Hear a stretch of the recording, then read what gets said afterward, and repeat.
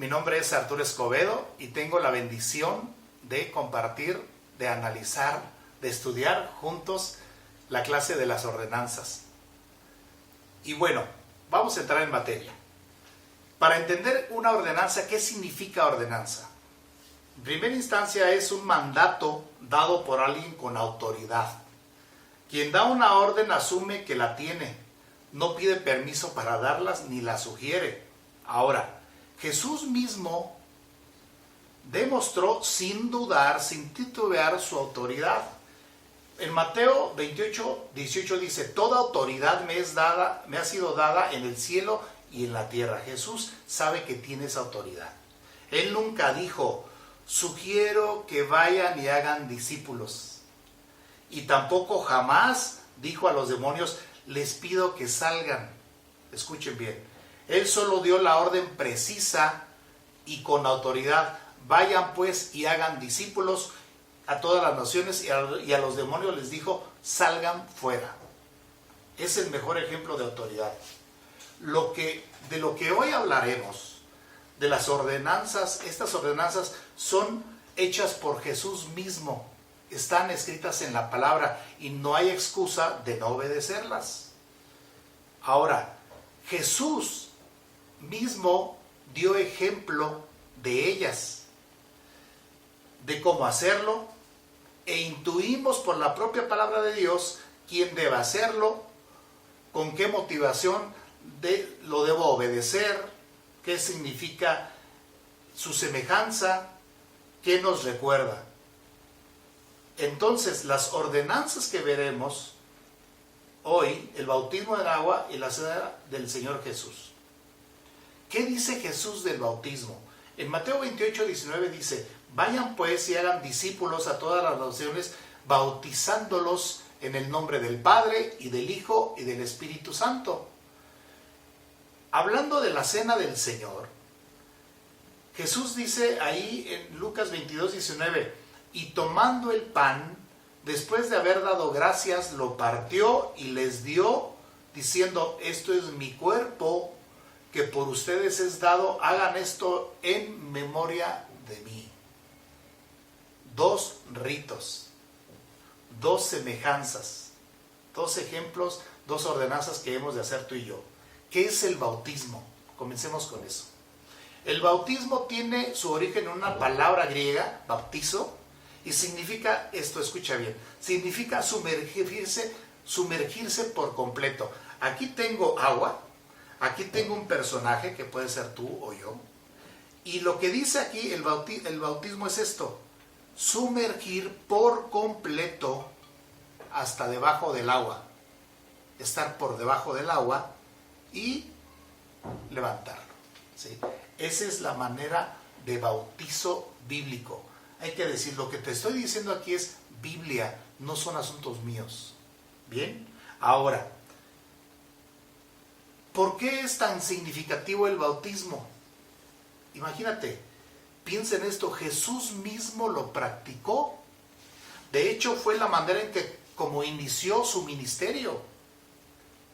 Si bien es cierto que Juan invitaba a toda aquella gente, a todas las personas, a que se arrepintieran y que como demostración se bautizaran en el río Jordán, eso no quiere decir, por supuesto, que Jesús pecó. De hecho, en Juan 1:29 dice, hablando de Jesús: el Cordero de Dios que quita el pecado del mundo. Él siempre estuvo limpio, pero más bien, regresemos a que Jesús, ¿qué le dijo a Juan el Bautista? Jesús fue quien insistió, así dice en Mateo 3, del 13 al 15, insistió al decirle que lo hiciera para cumplir toda justicia. Lo que estaba haciendo Jesús se estaba identificando, mostrándose como un sacrificio para la humanidad. Se estaba identificando a sí mismo como el Cordero que quita el pecado del mundo. Por eso se estaba sacrificando, ¿ok? ¿Quién lo debe practicar? En Mateo 16:16 dice: el que crea y sea bautizado será salvo, pero el que no cree será condenado. Pedro en Hechos 2:38 decía, arrepentíos y bautícense. Y más adelante en el 41 dice, así que los que le recibieron su palabra fueron bautizados y se añadían aquel día gente a la iglesia. Escucha bien lo que te digo. El ejercicio, el rito, la semejanza del bautismo no salva. Es solo un testimonio de fe. Es para aquel que como consecuencia ha recibido el amor de Dios, aquel que ha creído y recibido, simplemente hace memoria de que Jesús ha perdonado los pecados y obedece a hacerlo. Ahora, si tú tienes dudas, como yo la tuve alguna vez, ¿cómo? Porque aquí dice en Marcos 16:16, el que creyere y fuere bautizado será salvo. Pero fíjate lo que dice la segunda parte, pero el que no crea será condenado. Está claro, lo que trae condenación es la incredulidad, no la ausencia del rito. Si Jesús a propósito se identificó con la humanidad, también nosotros debemos hacerlo. Si en verdad tú y yo hemos declarado con nuestra boca que Él es nuestro Señor y nuestro Salvador, ¿por qué no haríamos esta manera pública y simbólica de bautizarnos? No hay excusa, no hay excusa.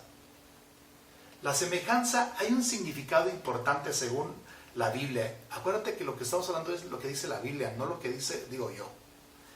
En Romanos 6, del 3 al 5, dice, ¿o no saben ustedes que todos los que hemos sido bautizados en Cristo Jesús, hemos sido bautizados en su muerte?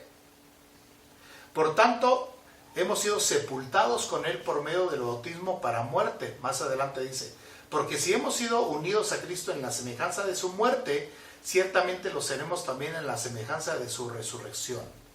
Muerte, sepultura y resurrección es una semejanza. ¿Ok? ¿Cómo se debe practicar? Se debe practicar una sola vez, es el ejemplo de la Biblia, en cualquier lugar donde haya agua y se puedan zambullir. Pero más importante que eso, siempre y cuando hayan confesado con su boca arrepentimiento y a Jesucristo como Señor y Salvador. Y se debe hacer en el nombre del Padre, del Hijo y del Espíritu Santo. Si tú eres creyente de corazón y sigues sin bautizado, si sigues sin bautizarte debido a prejuicios e ideas equivocados, déjame decirte que estás en contra de la palabra de Dios y estás en desobediencia. No se trata de lo que yo siento, sino de lo que la palabra dice. No tengas temor, hazlo. El bautismo no te hace mejor, pero sí demuestra una aspiración a una vida de mayor conciencia en Dios. En 1 de Pedro 3:21 me encanta, dice, el bautismo ahora nos salva a ustedes, no quitando la suciedad de la carne, sino como una petición a Dios de una buena conciencia mediante la resurrección de Jesucristo. Pasemos a la cena del Señor. La segunda instrucción, al igual que la primera, fue ordenada por Jesús. Jesús dijo, tomen, coman, beban todos, hagan esto en memoria de mí. En Mateo 26 al 28 dice, mientras comían, Jesús tomó el pan lo tomó, habiéndolo bendecido, lo partió, y dándosela a los discípulos dijo, tomen, coman, esto es mi cuerpo. Está hablando del cuerpo cortado, destrozado. Y tomaron una copa, esta copa, y habiendo dado gracias, la dio diciendo, beban todos de ella, porque esto es mi sangre del nuevo pacto. Otra similitud. Vean, el cuerpo cortado, la sangre de Jesús. Ahora, los creyentes somos los que practicamos la cena del Señor. Y esto es un simbolismo, es un mero simbolismo. Y nos hace recordar tres cosas. La primera, la limpieza. La limpieza de Jesús por medio de su sangre, la limpieza de nuestros pecados. Nos recuerda la consagración. Cuando un creyente como tú y yo hemos recibido la salvación, nos consagramos, nos apartamos por voluntad propia. Pero hay tentaciones en el camino. Pero la cena del Señor nos recuerda lo que verdaderamente somos tú y yo como identidad. Y la tercera es la comunión. Tenemos mediante este recordatorio del cuerpo cortado de Cristo, de la sangre derramada por nosotros, un momento de comunión con Él, de amistad con Él. Y no solamente con Él, también con nuestros amigos y hermanos. Entonces es limpieza, consagración y comunión. Ahora, ¿quiénes son quien practican esto? La Biblia dice, quien practica la cena del Señor eran los creyentes. En Hechos 2:42 y en Hechos 27 dice, y se dedicaban continuamente a las enseñanzas de los apóstoles, a la comunión y al partimiento del pan y en la oración. En el 27 dice, el primer día de la semana cuando estábamos reunidos para partir el pan, nunca habla de un invitado externo. La cena del Señor es para aquel que ha creído en Cristo Jesús. Estos elementos de la cena del Señor, que es pan y vino, dan una clara alusión a algo. Vayamos primero con el cuerpo. Dice que el cuerpo es el cuerpo sacrificado, molido, cortado, que era, acuérdate, ya vimos en Juan 1:29, como aquel cordero que quita el pecado del mundo. Era el cuerpo del cordero que iba a ser molido, trastocado a causa de nuestra salvación. Y dice también, el vino también hace una clara alusión a un sacrificio de la sangre. Recordemos que el pueblo de Israel, para liberarse de sus maldades, de sus pecados, necesitaba matar al animalito y también se derramara esta sangre. Y dice en Levítico 17:11, porque es la sangre, por la razón de la vida, la que hace expiación. A diferencia del Antiguo Testamento, Jesús es el último cordero, es el cordero inmolado que quita de una vez por todas el pecado del mundo. De modo que la sangre de Cristo nos embiste. Se debe hacer hasta que Cristo venga. Eso es interesante. A diferencia del bautismo, que dijimos que se hace una sola vez, la Biblia nos dice en Corintios 11:25, esta copa es el nuevo pacto en mi sangre, hagan esto cuantas veces la beban en memoria de mí. Y el 26 dice, porque todas las veces que coman este pan y beban esta copa, proclaman la muerte del Señor Jesús hasta que Él venga. Proclamamos, recordamos la muerte, el sacrificio de Jesús por su cuerpo molido por ti, por mí, su sangre derramada que nos limpia de todo pecado. Dice aquí, tú y yo lo anunciamos. Y es bueno que tengamos esa conciencia de recordar lo que nos fue dado por este sacrificio. Y lo vamos a recordar mediante la cena del Señor. En Corintios 11:27 dice, de manera que el que coma el pan o beba la copa del Señor indignamente será culpable del cuerpo y de la sangre del Señor. Hay que hacer siempre un autoexamen de conciencia. No se trata de no hacerlo, se trata de hacerlo. Se trata de reconfigurar lo que está mal y hacerlo dignamente, con gozo. No lo hagas por culpa. Ahora, algo bien importante. No disminuyamos la importancia del bautismo y la cena del Señor a una simple práctica sentimental.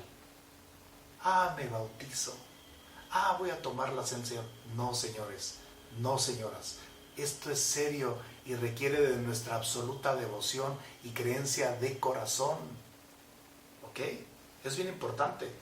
Porque si nosotros lo hacemos de manera sentimental, estamos en contra de la palabra, que es un mandato de Jesús. Si somos los que hemos oído y creído y recibido, no debemos perdernos de esta gran bendición. Por último, ¿de qué manera voy a practicar esta enseñanza? Si no lo he hecho, si no me he bautizado, aunque soy creyente, arrepiéntete. Y no lo postergues más. 2, si lo hago, no olvidar hacer un autoexamen cada que lo haga. Pero eso sí, sin permitir que la culpa me aleje de ella, lo que decíamos. Más bien hacerle caso a la dulce reprensión del Espíritu Santo. No es lo mismo la culpa del diablo que te genera tu corazón que la reprensión amable de un Padre, del Espíritu Santo. Y por último, y no menos importante, invita a tus amigos creyentes a que se bauticen y que también junto contigo lo que hemos aprendido lo practicamos la cena del Señor de manera adecuada, de todo corazón. Para mí ha sido una bendición compartir esta enseñanza. Dios te bendiga mucho.